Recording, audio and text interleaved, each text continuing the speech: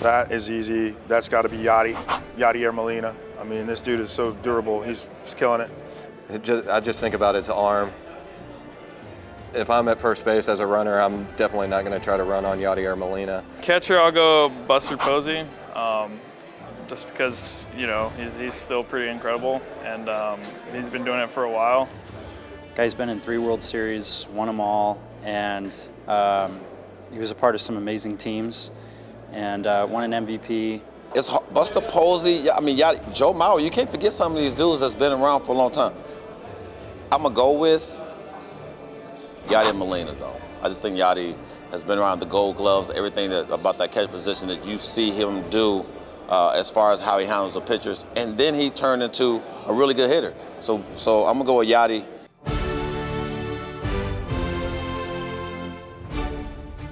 First base, Albert should be on there, but seeing as though I see he's down at the DH area, I'm going to go with Miguel Cabrera.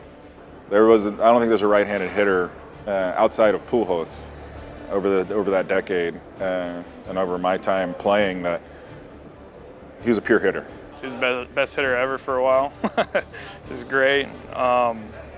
It's just watching that dude work was pretty awesome. Miguel Cabrera, guy won a Triple Crown, has just been an unbelievable hitter, and he's going to be a first ballot Hall of Famer, I think. Especially at the beginning of the decade, he was definitely one of the best hitters, and he still is. I mean, obviously his age is getting up there, but he's a really good hitter.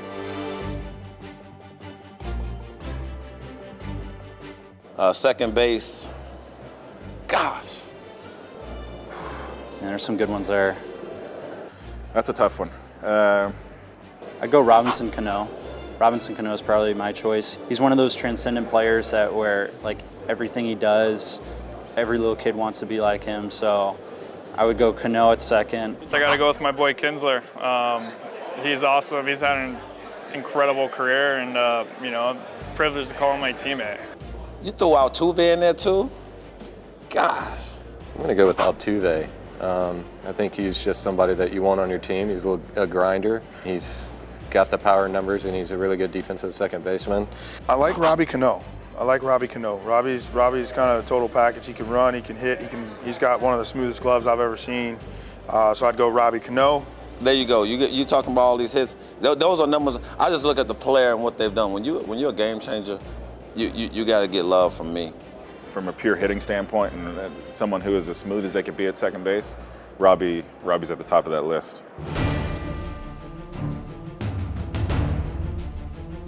Third base, ooh-wee. I'd go Manny Machado. I mean, I got to face him this year, so it was fun getting, to battle against him. But plays an amazing third base, can hit the long ball. One of those young players that a lot of guys look up to and idolize. Third base, Nolan Arenado. He's one of the best in our game. He's still young too, and he's been unbelievable. Because he's so dope and he retired and he was great as he went out the door. I know the names on here. I know everybody gonna be tripping.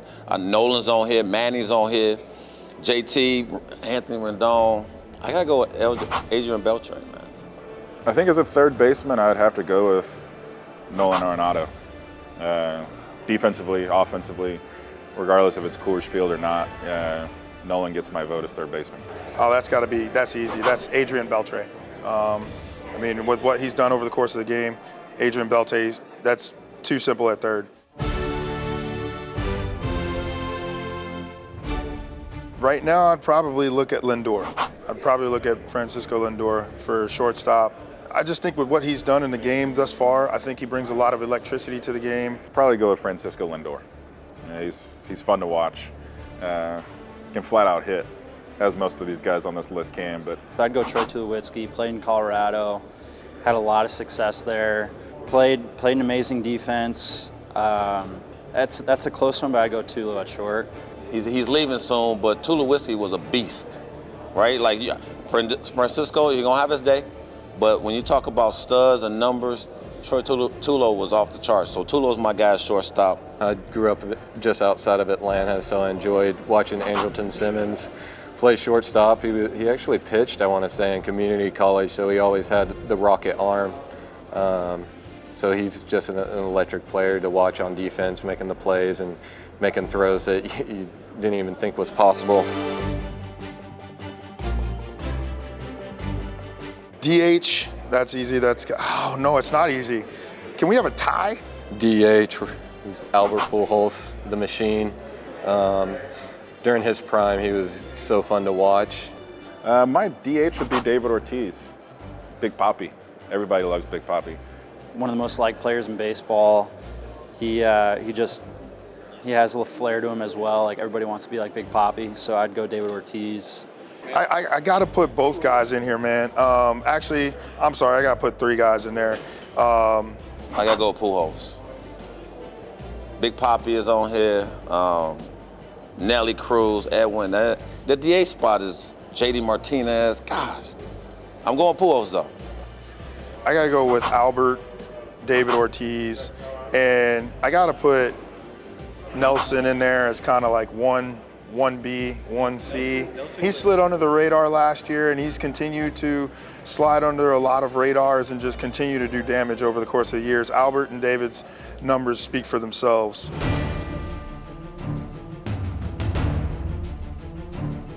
Outfielders.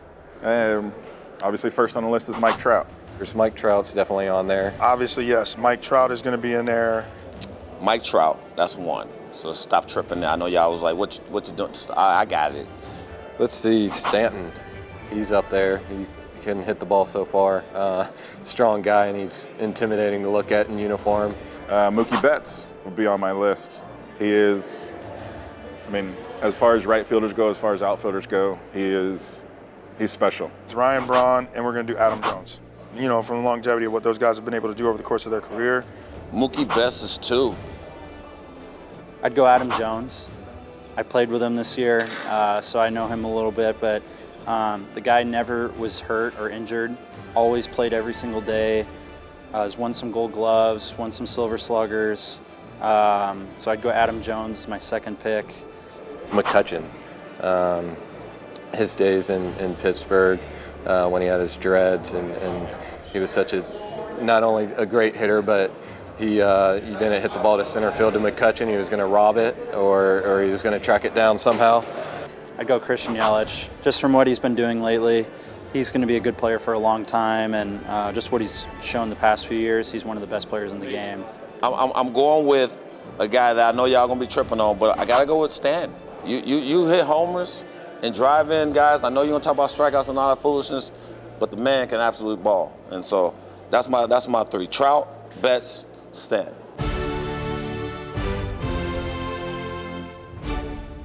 Starting pitching. Clayton Kershaw, easy one. He was the best pitcher I had ever faced. You got to go Kershaw for one. Kershaw has to be in there.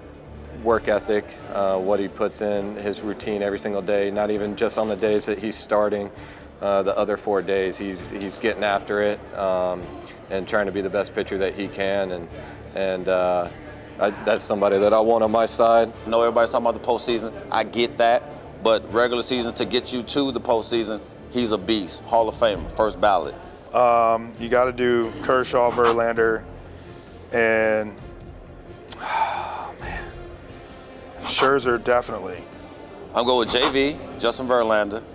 Verlander is definitely up there. He's, getting into his mid to late 30s, and he's still one of the best pitchers in baseball.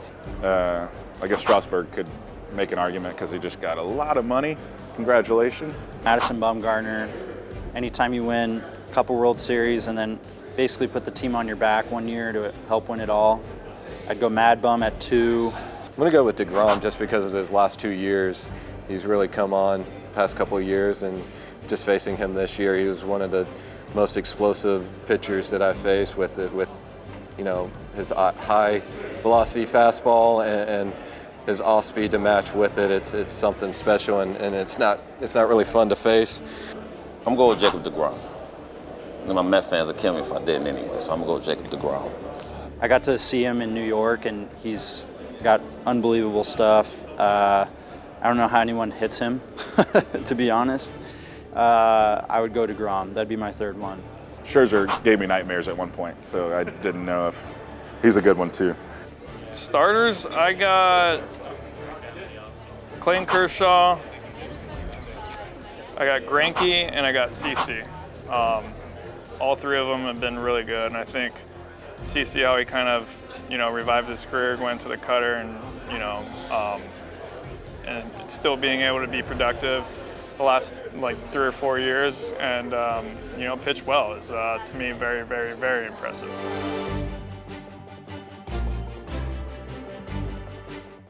And relief pitcher, so the Atlanta roots in me are going to go with Craig Kimbrell. He's got a nasty demeanor on the mound. Fire a 98-mile-an-hour fastball up in the zone at any time. Has a nasty breaking ball. The guy has been at an elite level for a very long time now, and I think when you can do that, that's very special, and he's still impressive. He stays healthy. He's got a chance to reach the Mo stratosphere. So those are my guys. My closer would be Chapman.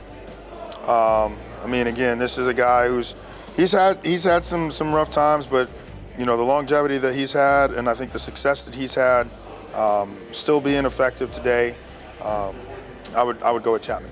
I think he's dope. I've been talking about him. I know he got derailed last year.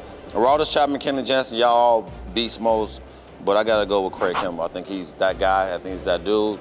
Derailed, like I said, because he's been pitched a lot last year, but full off season, he's going to be that man this year.